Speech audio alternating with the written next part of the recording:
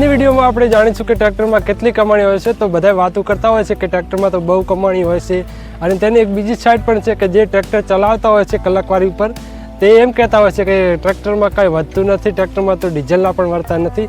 તો આજની આ વિડીયોમાં આપણે બધી જ પોલ ખોલી દઈશું, બધી જ આપણે જે ટ્રેક્ટરમાં કમાણી છે કે નહીં તેની હું ટોટલ માહિતી આ વિડીયોમાં હું તમને આપી દઈશ. તો આજની આ વિડીયો તમે શરૂઆતથી એન્ડ સુધી જોજો. તો આજની આ વિડીયોમાં આપણે ટ્રેક્ટરમાં કમાણી છે કે નહીં તેનું દૂધનું દૂધ અને પાણીનું પાણી કરી દઈશું.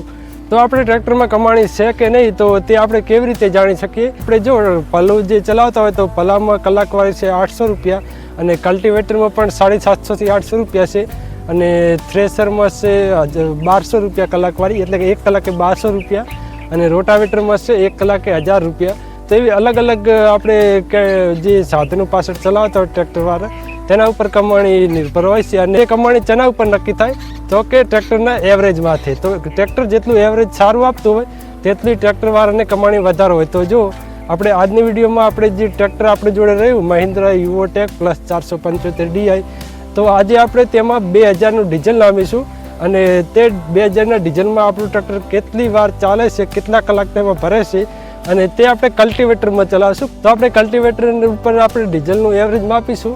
આપણે જે હું લાવ્યો છું 2000નું ડીઝલ લાવ્યો છું, ટ્રેક્ટર હેડ્યું અને કેટલો મુનાફો થયો, તો તેના પરથી આપણે અંદાજ લગાવીશું કે ટ્રેક્ટરમાં કેટલી કમાણી છે. જે આ 20 લીટરનું કેન હું લાવ્યો હતો ભરી ડીઝલનું, તે ટ્રેક્ટરમાં નામ્યું, અને ત્યારનું રીડિંગ તમને સ્ક્રીન પર દેખાતું હશે. તો એટલું કાંક રીડિંગ છે. અત્યારે જો જે લાસ્ટ પોઈન્ટ આવે તે પણ બ્લિંક થઈ રહ્યો છે. તો ટ્રેક્ટરમાં 2 લીટર જેવું ડીઝલ હશે, તો આપણે તે પોઈન્ટ આવે ત્યાં સુધી આપણે ટ્રેક્ટર ચલાવીશું, અને આપણે એવરેજ માપીશું કે આપણું ટ્રેક્ટર કલ્ટિવેટરમાં કેટલું એવરેજ આવે છે. જો મેં 20 લીટર ડીઝલ નામ્યું એટલે ટ્રેક્ટરના 2 પોઈન્ટ ચડ્યા છે. તો 2 પોઈન્ટમાં આપણું ટ્રેક્ટર કેટલું કલાકવારી ભરે છે, અને અત્યારનું રીડિંગ તમે સ્ક્રીન પર જોઈ શકો એટલું કાંઈક રીડિંગ છે. અને પછી આપણે ડીઝલ ખતમ થઈ જશે તો પછીનું રીડિંગ લેશું કે પછી કેટલું રીડિંગ બતાવે છે. તો જે આપણે ટ્રેક્ટરમાં 2000નું ડીઝલ લાવીને નામ્યું તો તે બધું ડીઝલ હવે ખતમ થઈ ગયું છે. તો આપણે ડીઝલ નામ્યું તે વખતે આપણે ટ્રેક્ટરનું રીડિંગ લીધું હતું, તે તમને વિડીયોમાં મેં આગળ બતાવ્યું હતું, અને ડીઝલ ખતમ થઈ ગયું તેના પછી પણ મેં તેનું રીડિંગ લઈ લીધું હતું. તો આપણે બંને રીડિંગ વચ્ચેનો હવે ડિફરન્સ જોઈએ કે આપણે 2000નું જે આપણે ટ્રેક્ટરમાં ડીઝલ નામ્યું તેમાં આપણે ટ્રેક્ટર કેટલા કલાક હેડ્યું છે. તો જ્યારે આપણે ટ્રેક્ટરમાં ડીઝલ નામ્યું તે વખતે આપણે ટ્રેક્ટરનું રીડિંગ 503.8 કલાક હતું. પછી તેમાં આપણે 2000નું ડીઝલ લાવીને નામ્યું તે વખતનો ડીઝલનો ભાવ હતો 98.61 રૂપિયા. તો 2000નું કંઈક 20.28 લીટર જેટલું ડીઝલ આવ્યું હતું, અને પછી આપણે તે કમ્પ્લીટ બધું ડીઝલ ખતમ કરી નાખ્યું. 2000નું જે આપણે નાખ્યું હતું તે બધું ડીઝલ ખતમ કરી નાખ્યું હતું, અને લાસ્ટ રીડિંગ આવ્યું હતું આપણે 513 કલાક. તો બંને વચ્ચેનો આપણે ડિફરન્સનું કેલ્ક્યુલેશન કરીએ તો 9 કલાક ને 12 મિનિટ આવે છે. તો આપણે રાઉન્ડ ફિગર 9 કલાક રાખીએ. તો પછી આપણે જે 2000નું ડીઝલ લાવી અને આપણે ટ્રેક્ટરમાં નાખ્યું, તો તે જે 9 કલાક આપણું ટ્રેક્ટર હેડ્યું તે આપણે ટોટલ કલ્ટિવેટરમાં જ આપણે ટ્રેક્ટર ચલાવ્યું છે. કેમ કે બીજા સાધનો પાછળ ચલાવીએ તો તેનો પ્રમાણમાં અલગ અલગ આવી શકે, પરંતુ આપણે બધામાં જ આપણે કલ્ટિવેટર પાછળ ચલાવ્યું તો જે 9 કલાક ભરણા આપણા ટ્રેક્ટરમાં તેમાં ટોટલ કલ્ટિવેટર ચલાવ્યું છે. તો આપણે કલ્ટિવેટરના 1 કલાકના રેટ પ્રમાણે આપણે આગળ હિસાબ કરીએ તો જો કલ્ટિવેટરનો 1 કલાકનો રેટ હોય છે 800 રૂપિયા. તો તે પ્રમાણે આપણે હિસાબ કરીએ તો 9 કલાકના 7200 જેટલો ટોટલ થાય છે.